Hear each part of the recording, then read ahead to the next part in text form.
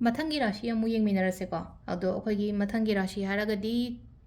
ꯁꯤꯡꯍ ꯔꯥꯁꯤꯒꯤ 2024ꯒꯤ ꯀꯔꯤ ꯀꯔꯤ ꯒꯥꯏꯗꯦꯟꯁ ꯂꯩꯒꯦ ꯍꯥꯏꯕꯗꯣ ꯊꯕꯛꯀꯤ ꯑꯗꯨꯒ ꯀꯩꯅꯣꯒꯤꯀꯣ ꯔꯤꯂꯦꯁꯟꯁꯤꯞ ꯑꯗꯨꯒ ಓವರ್ಆಲ್ ಪರ್ಸನಲ್ ಲೈಫ್ ಕಮಾಯ್ನ ತೌಗದಗೆ ಹಾಯ್ಬಸೆ ಅದುಗಿ ಮತಾಂಗ್ದ ಖತಂಗ್ ಯೆಂಗ್ಮಿನರಸೆ ಅದು ಅಹಾಂಬದ ಕ್ರಿಸ್ಟಲ್ ಕೋ ಐನ ಕ್ರಿಸ್ಟಲ್ಸ್ ಲೋइन ಶೇರ್ ತೌರೆಕೋ ಹಾಯ್ದೆ ರಾಶಿ ರಾಶಿಗಿ ಮತುಂಗಿನ ಕ್ರಿಸ್ಟಲ್ ಸೆ ಅಖೋಯ್ಗಿ ಸಿಂಹ ರಾಶಿಗಿ ಅಖೋಯ್ನ ಸಿಬ ಯಾಬಸೆ ಕೋ ಹಾಯ್ಫೆತಂಗ್ ನೋಟ್ ಡೌನ್ ತೌಗೆಸೆ ತೌಬಿಯೋಕೋ ಗ್ರೀನ್ ಎವೆಂಚುರಿನ್ ने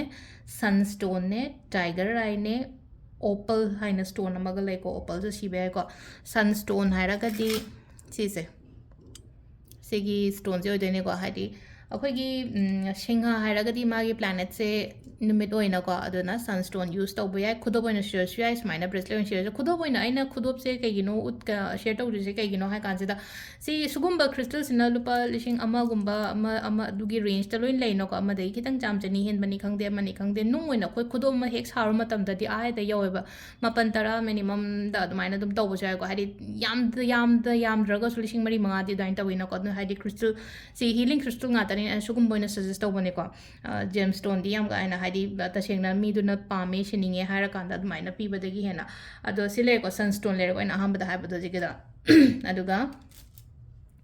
ग्रीन एवेंचुरिन को ग्रीन एवेंचुरिन हाइरगदी सिगी असंग मचुगी सी मिक्स ने को तैसे नते को ओनली जस्ट सिगी पोचन आइन मसक से उनिंग बगी तौबने सिगी ग्रीन अमा लेरे अदुगा अमना अखोइना टाइगर आई को टाइगर आई सु खंगबिरमनी मयामना टाइगर आई से करमबनो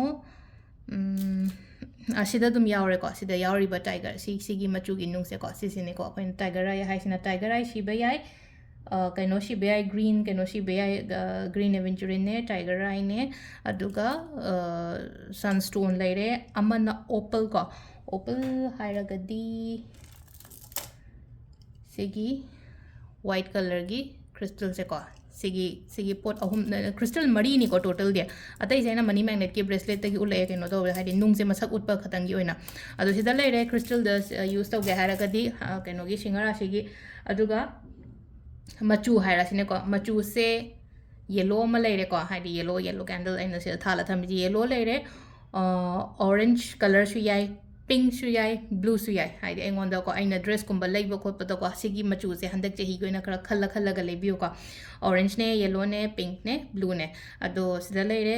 कलर्स का क्रिस्टल की गना अदो कार्टगी ना करी गाइडेंस लाके हाइबदो दो साइपेडिंग मिनर से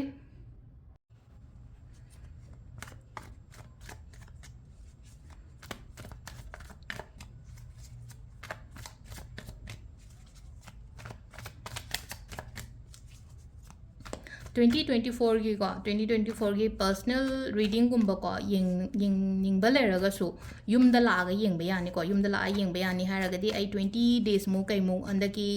दिसंबर की अरोइबा केनो से लास्ट वीक से मे वैदगी तांगकुन मतुंगदगी युमदा लेनी को अदुना हाइदि हाना युम खंगबा खोपा लेरगदी युमदा लागा दुम यिंगसु याय अदुगा युमदा लागा हाइदि क्रिस्टल हंगबदु दुम आई मनाक्ता दुम उनरगा हाइदि करम करम क्रिस्टल सिबा यागदगे खोटकदगे हाइमना चिंगबा दुम मयाम दुसु दुम डिस्कस तौबा यानी को अदुना युमदा विजिट तौबिबा यागनी को हाइदि नुंगी ओइरो पर्सनल कंसल्टेशंस की ओइरो हाइदि फोन ददी लोइमक हाइदि आंसर्स तो पीबा ngamdabasु यावेबको अदुना हाइदि हाना युमगे एड्रेस खंगबिरमबसु यावरंगनी मयाम अमा अदु सिदा लेरे कार्ड से को सिदगी अहुम खतंग लौथोसे को अमा अनि अहुम अतैंगै से थमनग्रसे लोइमक सिलेर को 3 कार्ड से को हाइदि आइगी पर्सनल लाइफ को पर्सनल लाइफ से फाइना रिवर्स होइना लाए को कितंग कैनो से को हम लाइव कार्ड से हैना फाइना थगलों तो केता अदो यामना पॉजिटिव होइना लाए कैनो गी से कई हैनी अखोइगी सिंह राशि गी आइगी होइना हायरगदी ख्वाई अहांबगी कार्ड से को सिदा लाइबा मैसेज से को सुम आइगी पर्सनल लाइफ की कईगी मतंग से कमाइन तौगदगे खोटकदगे हायरगदी नुंगाइतबा लेबसे हाइदि release to hon baze ketang wai ko adu dana hadi once amutang handaki chahi sida ko hadi let go to hon baze hold tora tham daba pot sing se hadi ida thabaki oiro na traga relationship ni khangde mi na kenom haira ko da sum ye aga nungai ta dana khanjalaga leiba ko pa adu gi mohta ko hadi once amutang adu chalhan ba haigraga di ko yam nungai gani ko yam nungai gani hai taraga di hazik hawdoriba anoba ma hawraktoriba anoba chahi anoba kenoma lai se sida yamna bright oi ko hadi akhoi gi chahi se bright oi ba hairaga di तौदोरीबा खुदिंगमक्ता माय पाकपा खोटपा अदुमाइना ओइना ओइबको problems मयाम सिगी एंडिंग सोइशले को हाइदि एंगोंदा नुंगाइतबा खोटबा इंसिडेंट्स मयाम अमा थोखरेना खलसेबको अदु तारगसु सिदा लोइशले को हाइदि सिगी चेंज सिजु एक्सेप्ट तोबा हाइदि लोइरे को हाइबदो इसाजिदा वखनजिला म खनबियो को हाइदि एगी लाइफ ता लेरिबा प्रॉब्लम मयाम से हंदक की चही लोइशलकपा सिदा लोइना पूरा चखरगे को अनोबा बिगिनिंग अमा लाक्तोरे हजिक 2024 से लाक्तोरे लाको मतम सिदा अफब energy maga pa keno ma ko hida hai je ko hadi chalhan go hai je nuai ta bale ma tam da hol tawra tham ga no ba pot je phatte khange sigi pot je pai keno tawra atat pa pot ama aya da pot ama sum paishala tham ba sida hadi kari kana dori ge adu na hadi si thadok pigro aduga si thadok khra matung da engon da afaba ma la kadam ni na adu oina ngai ra ga leyo ba dai tawra ko hadi personal life ki matang ge hai je chalan gro keno taw pho ma am se hadi changes lau hai na ma am pi ri ba relationship yam positive oina la ko haidi nang haji current relationship daga leiba ngai se haidi yamna positive oina la kani ko haidi magi keno se haidi energy se yamna positive oi ko aduga aina sigi relationship sigi da makta aina hotna ba haira sine ko aina hotna ba haira gadi aina mabu themba natraga haidi magi da makta tawbiba natraga aina manifestation gumba tawena su khala se mi sigi da makse aina thadari effort me amdo adugi ma hai phangani ko aduga relationship yamna healthy oiba relationship oiba adagi motinaba khotnaba partner gi marakta dumaina gumba oil oina lei ko adu khangna chana ba leraga su ko serious oigani committed oigani hadi yum kai pan ba khotpa adugi matang da lakani ko aduga single nge gi oina harasne ko single nge gi oina haraga su aina hek pamjaba aingonda keno tawba mi aigi life ta lao haina su piri ko sida aduna sidana second gi sina khogi relationship ki lere ko last ki career ne business ne money ne sige mo yeminar se thaba inghang gi oina haraga su ko sida la iba card se yamna positive oiba card ne ko sige nga sige sida tholai se khoi 2024 gi Singha Rashi gi sida la ise career की business की पैसा की हारगसो यामना positive ओइबा card ने थबक इंखांग अनोबा लाकनी को हादि थबक का तौदबा मी लेरगसो हंदकी चही गुंबा से आई थबक फंगो खोलो हाइबा अदुंबा मा पीरी career की हारग सिदा हाइजे हादि career से नहांग आई न खोनर इबा खोले मान से fulfill ओयो हाइबा सिगी कार्ड से लाको मतम दे fulfill ओइबा long term की ओइना चटपा नुंगाइबा हराउबा अदुंबा मयाम दो सिदा फोंदोइ को अदुगा business हारसने को business तसु यामना satisfaction ओइगनी को fulfill ओइगनी को आई wishes मैम से आई न business fulfill ओइबा हारगदि some kind of an expectations अमा थमंगनी ना आई business से सी फाउबा योबा सुमाइना तौबा खोपा हाइबना अदुगी expectations मैम दो लोइना मा आइगोंदा fulfill ओइबा खोपम ले को promotions हाइरसने को हाइदि promotions pending लेयना खलसेबा promotion pending से लाक पयाबगी chances यामना हाई ओइना लई था मरी तरुक कुंबगी अदुगी चांगदा अदुगा हाइदि सैलरी गुंबा कई गुंबा सु हेंगलकनी को हाइदि जॉब से हाइदि स्टेबल ओइदबा जॉब का लेयना खलसेबा कॉन्ट्रैक्ट लई गाइन खलसे दो अदुगी स्टेबल ओइबा केनो सु पीरी को हाइदि जॉब ता स्टेबिलिटी लाको अदुम सु लईरी अदुगा लास्ट की ओइना हाइदि पैसा गे हारसिने को पैसा हंदक चहीगा कंपेयर तो मतम 2023 चटख्रिसिगा मथंग चहीगा कंपेयर तो मतम दा इंप्रूव ओइरकनी यामना को हाइदि पैसा नुसागी मतंग दिसना अदो सिदा लईरे अखोई की को हाइदि कैनो गी से सिंह राशि की कार्ड की से को अदो मथंगी आइना ओरेकल कार्ड तगी अमम गाइडेंस खरा लौथोइदना को सिमगा येमिनरसे ओरेकल कार्ड की एनर्जी न करी हाइरी अम्मा एनी अहोम याम फजना लाए को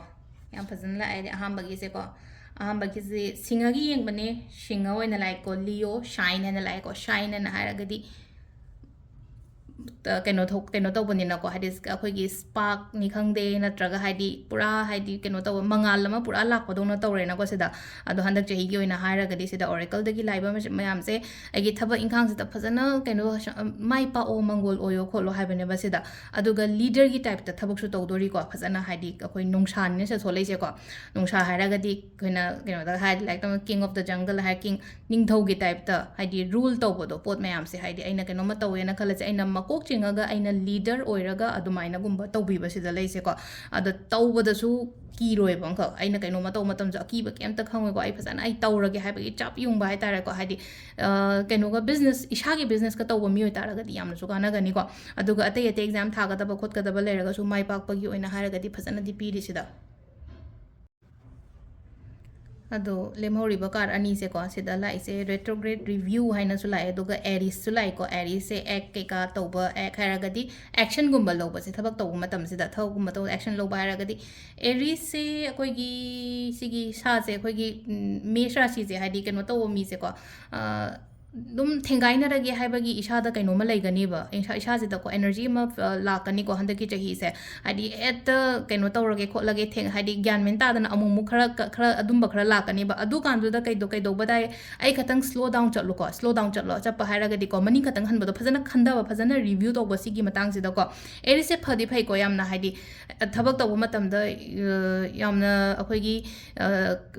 ꯇꯧꯗ ꯌꯥꯗꯦ ꯃꯥꯏ ꯄꯥꯛꯇ ꯌꯥꯗꯦ ꯐꯪꯗ ꯌꯥꯗꯦ ꯊꯦꯡꯒꯥꯏꯅꯔꯒꯦ ꯈꯣꯠꯅꯔꯒꯦ ꯍꯥꯏꯕꯒꯤ ꯑꯗꯨꯒꯤ ꯀꯩꯅꯣꯗꯨ ꯂꯩꯀꯣ ꯑꯗꯨꯒ ꯁꯝ ꯃꯥꯏꯅꯁ ꯄꯣꯏꯟ ꯈꯔꯁꯨ ꯂꯩꯌꯦ ꯃꯥꯒꯤ ꯃꯥꯏꯅꯁ ꯄꯣꯏꯟ ꯍꯥꯏꯔꯒꯗꯤ ꯑꯩꯈꯣꯏꯅ ꯀꯩꯅꯣꯀꯣ ꯁꯥꯁꯦ ꯁꯤꯒꯤ ꯀꯩꯅꯣꯁꯦꯀꯣ ꯉꯁꯥꯏꯒꯤ ꯁꯤꯒꯤ ꯄꯪꯊꯦꯡꯗ ꯃꯥꯒꯤ ꯃꯆꯤꯁꯦ ꯄꯪꯋꯥꯏꯗ ꯋꯥꯏꯁꯟꯕꯁꯨ ꯍꯦꯛ ꯌꯥꯎꯋꯤꯅꯀꯣ ꯑꯗꯨꯗꯨꯅ ꯁꯤꯗ ꯉꯁꯥꯏꯒꯤ ꯁꯤꯗ ꯔꯦꯇ꯭ꯔꯣꯒ꯭ꯔꯦꯗ ꯂꯥꯏꯁꯦ ꯈꯤꯇꯪ ꯁ꯭ꯂꯣ ꯆꯠꯄ ꯑꯃꯁꯨ ꯗꯔꯀꯥꯔ ꯑꯣꯏꯀꯣ ꯈꯤꯇꯪ ꯁ꯭ꯂꯣ ꯗꯥꯎꯟ ꯇꯧꯋꯣ ꯑꯗꯨꯒ ꯄꯣꯠꯇꯣ ꯌꯦꯡꯊꯣꯛꯑꯣꯀꯣ ꯁꯤꯗ ꯍꯥꯏꯗꯤ ꯑꯍꯥꯟꯕꯒꯤ ꯑꯦꯅꯔꯖꯤꯁꯨ ꯌꯥꯝ ꯐꯩ ꯑꯅꯤꯁꯨꯕꯁꯨ ꯐꯩ ꯑꯗꯨꯒ ꯁꯤꯗ ꯂꯥꯛꯏꯁꯤꯁꯨꯀꯣ ꯍꯥꯏꯗꯤ ꯒꯥꯏꯗꯦꯟꯁ ꯑꯃꯁꯨ ꯑꯗꯨꯝ ꯌꯥꯎꯔꯤꯕ ꯈꯤꯇꯪ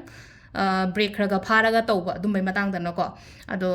ꯑꯣꯚꯔꯑꯣꯜ ꯀꯩꯅꯣꯒꯤ ꯑꯣꯏꯅ ꯍꯥꯏꯔꯒꯗꯤꯀꯣ ꯂꯤꯑꯣꯒꯤ ꯑꯣꯏꯅ ꯍꯥꯏꯔꯒꯗꯤ ꯌꯥꯝ ꯐꯅꯗꯤ ꯂꯥꯛꯑꯦꯀꯣ ꯑꯩꯈꯣꯏꯒꯤ